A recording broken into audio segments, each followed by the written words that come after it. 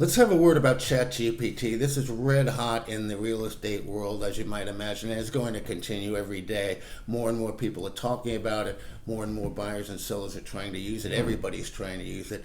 And I've been studying the AI world in real estate quite a bit over the last month and will be going forward.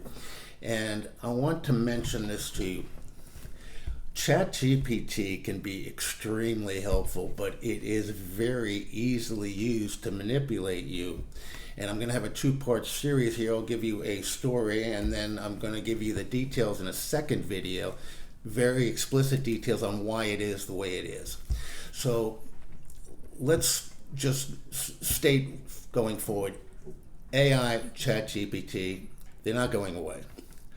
We all need to know it. Buyers, sellers, agents, everybody needs to know what's going on there. Like I say, I'm seeing it used more and more by both buyers, sellers, agents. I think a lot of times it's manipulated, not deliberately, but just by the nature of the system itself.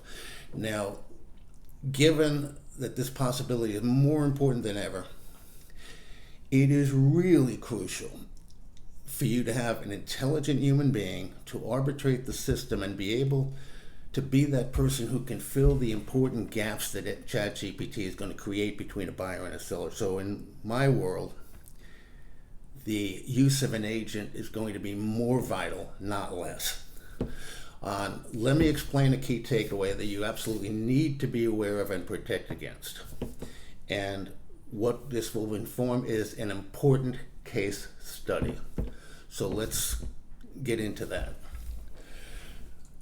There was a buyer of his dream home that recently broke off negotiations with a seller because of extreme differences in the outcomes generated by ChatGPT. Both using the same facts, both asking for what price should the home sell.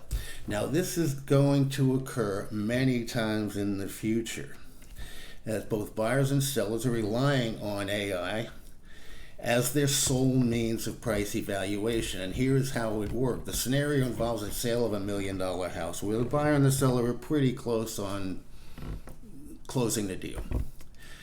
The seller decides, I'm going to feed ChatGPT, and I'm going to feed it from the angle of how to extract the most value for my home. Sometimes you're going to do that without really intending to manipulate anybody. It's just the way it is with ChatGPT, as you know, the queries and the like.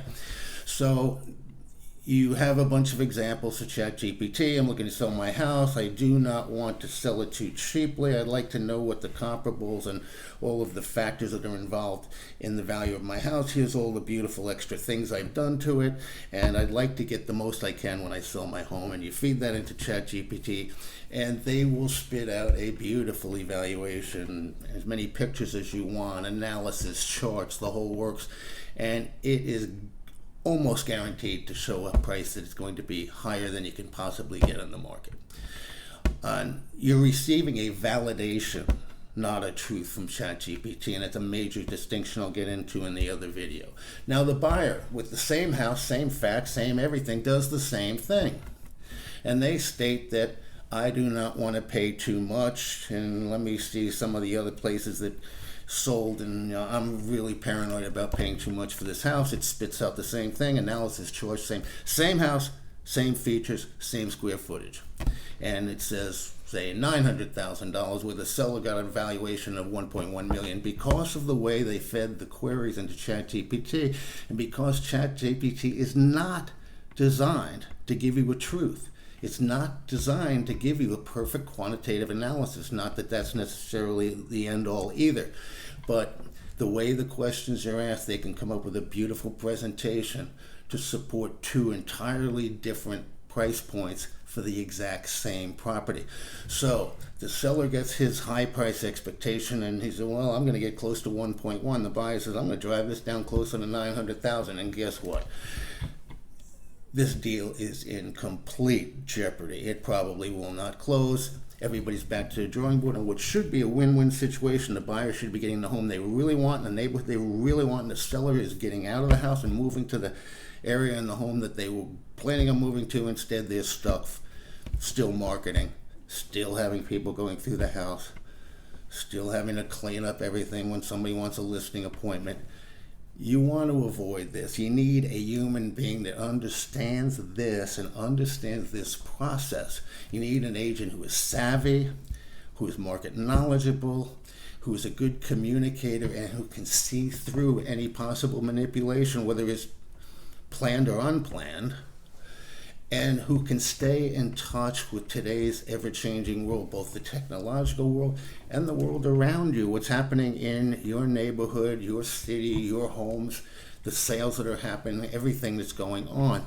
They have to stay in close knowledge. ChatGPT cannot do this. So you no longer want an agent who simply talks about a house on videos, and we all have the fantastic drone videos, fantastic presentations of the homes. All of our firms, all of the agents are pretty much the same there. That's not going to improve any, but that's not what's going to sell your house. You need someone who is interested in not just getting you a listing, but in selling your home. I'd love to talk about this in detail. Please watch the second part of this video. We'll get into the details of exactly why ChatGPT acts this way and what's behind it. It'll give you a much better understanding of what I'm talking about. Thank you so much for your patience. And it's Ray Waddell. I look forward to hearing from you.